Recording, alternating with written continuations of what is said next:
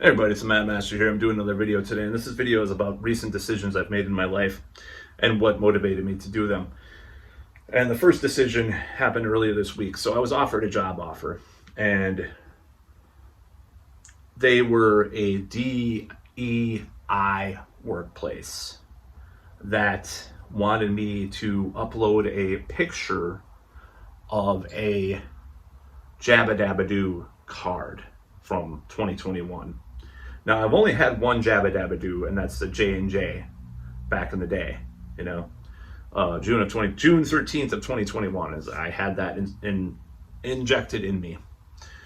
And I'm standing here just as a person that was very skeptical of that whole thing, at least with regards to that. And I'm like, all right, so what are they going to say to me if I tell them? Because there was only one option. There was yes, or you could leave it blank if you had the Jabba Dabba Doo, and then upload your card. So their DEI workplace, and then they asked me about that. Now, my current job I have did not ask anything about that. They just say if you're sick, you have to wear a mask for a week, which nobody does anyways. So I've noticed. Better or worse, I don't know. I don't really believe. I don't know about the efficacy of all that stuff, so I don't know. I haven't studied things for years about the new studies and stuff. I'm agnostic. I'll just say that. Now, to say I'm not going to castigate someone for not wearing one though. So this whole idea that okay, I have to upload this thing, and then also I have to I have to give my pronouns, and I'm like, I never really gave it any thought what my pronouns are. I just assume that people think I'm a guy, and it's like that's if I presented as a woman, I would just be like, well, maybe they could call me a woman. That's fine. I have no problem with that. But the fact that I had to give my pronouns was just like, oh man, this is not looking good. And they were it just seemed like it could have been a disaster in the making, because I don't know how far. I think DEI is a grift and a scam concocted partially by billionaires, and it's kind of in coordination with the academic industrial complex, of course. But and some of those people are legit and mean well, okay? But I think that the way these corporations have done, it's like, okay, we're gonna divide people by this things, and then don't focus on workers' rights, don't focus on anything like that. Some people are more holistic and talk about everything, but that's rare, very rare on the left nowadays. So I'm like, okay, I'm going to be forced into this thing. So I'm like, hell no, I can't do this. Plus the paid time off was less than my current job, which respects work-life balance even more. So that whole thing was part of the decision of not taking this job. And I could honestly do a little better, just $1.50 up from what I'm making now an hour. I hope I can do better at least. So that was my whole thing. And then the next thing that happened that I made a decision about this week was my hair. And right now it's wet from a shower, but it's getting long. And, people have commented on my hairline, being receded and stuff, and some trolls too, I think it looks really cool in a hat, especially my cowboy hats and stuff, and it gets long, and it's like Witchfinder General, whatever, not the band, but just like that look, whatever, like Richie Blackmore or something, just kind of this vibe that I like. So I decided to keep it, because it's like, oh, if I cut my hair, I'll get all these indicators of interest from women again.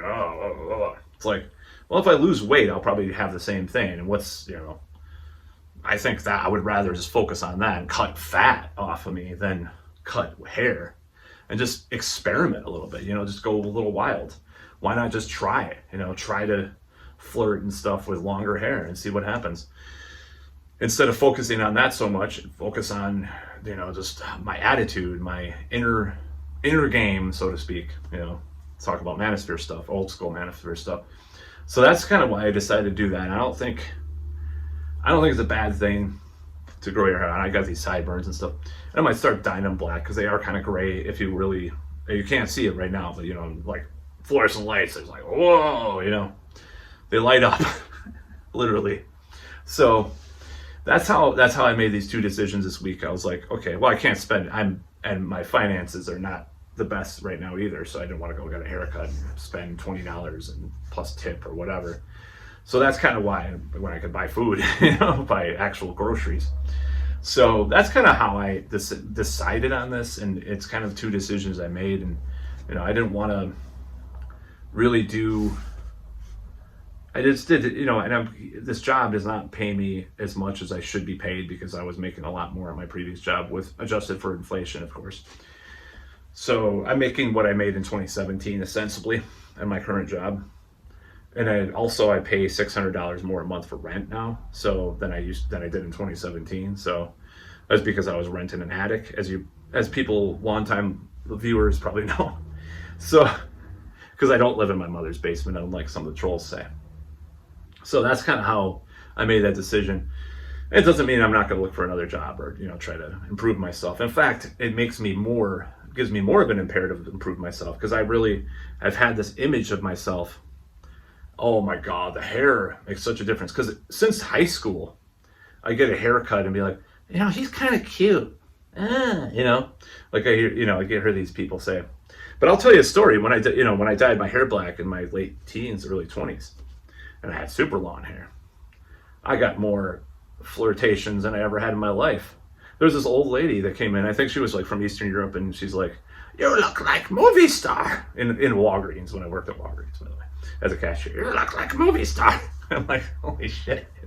I'm getting even like babushkas from whatever country, flirting with me. So, I had these girls chase me around Walgreens and stuff, and I was such a dork that I didn't take any initiative on it, but back then. But yeah, that's kind of, I'm not saying that I've dyed my hair, but immediately women will just like line up or something, you know what I mean? But it is kind of funny to think about that.